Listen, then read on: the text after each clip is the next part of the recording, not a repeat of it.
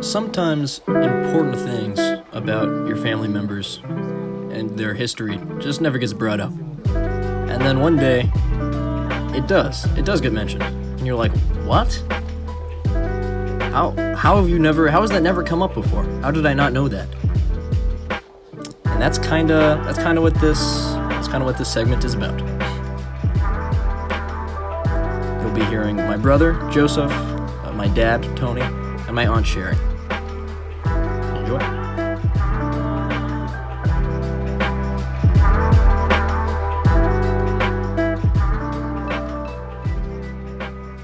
I remember Grandpa just, always being around the house, very happy-go-lucky, Grandpa's just a regular dude, firefighter in the Army, got married young, 3 kids and a wife. Met him in 91 when I started dating his daughter Lisa, who was eventually going to become my wife.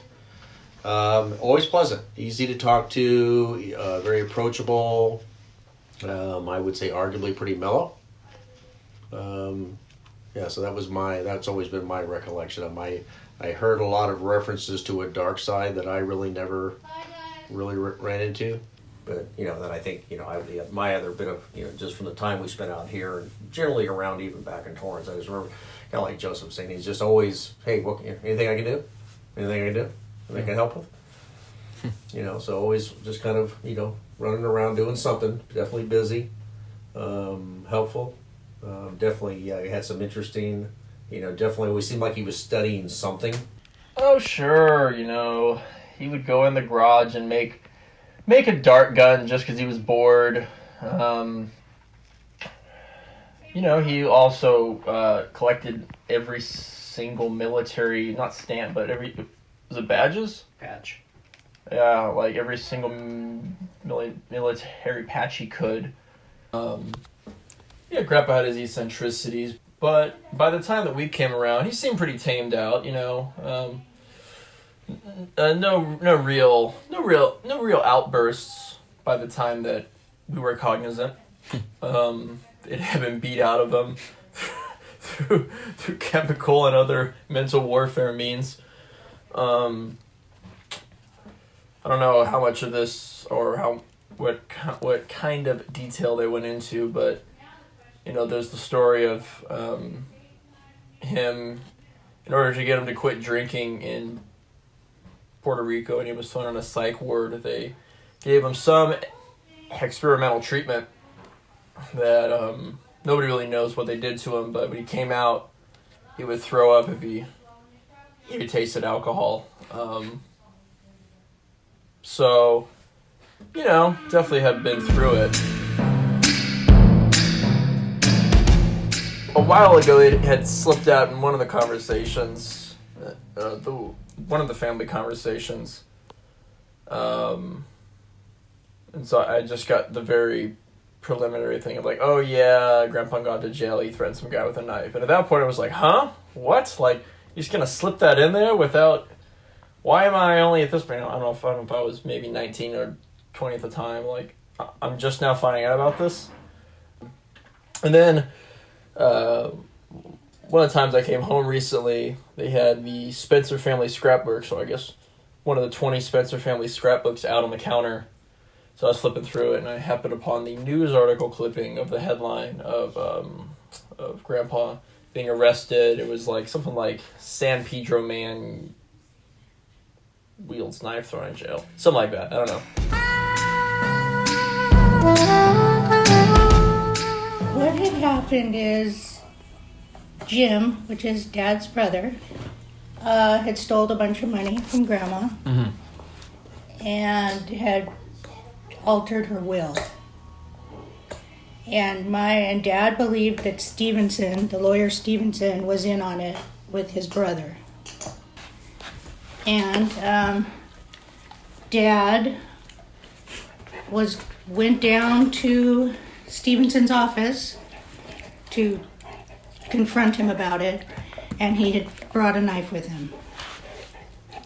And an altercation ensued, and Stevenson ended up getting cut, right here, from his ear to here. But he did not die. They took him into surgery and stitched him up. I remember getting a phone call and just sliding down the wall when I heard what happened. It was very traumatic. Yeah.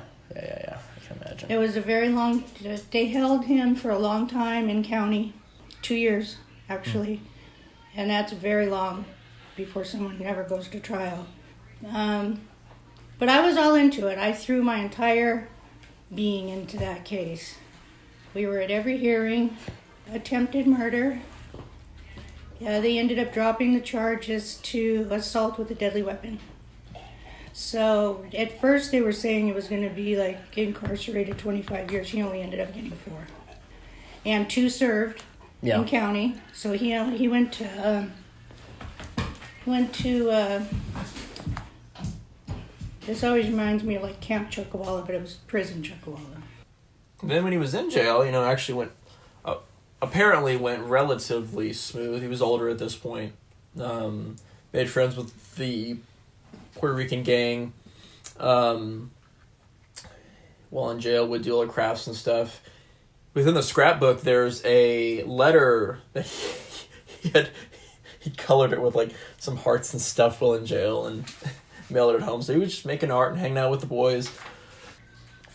But he made the best of it.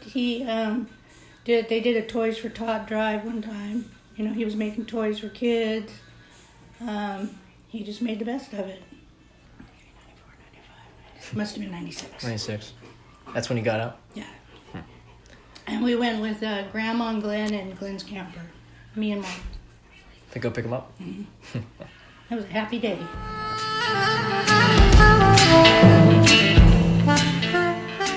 An interesting note in the family history that that he just kind of handled his business on his own if he saw something was not right in his eyes, regardless of repercussions on him or his family. He was going to do it, and I'd be curious to see if there was anything in his blood at the time of the crime. When I first learned about it, it definitely helps to understand more of how our family ended up the way it is, especially on Mom's side. Some of the drama there that they tend to not talk about and hide the shadows, but then we see the outcomes of all the years of that. So it definitely helped to understand the family. But yeah, no, I feel like it changed my view of Grandpa. He is what he is, so,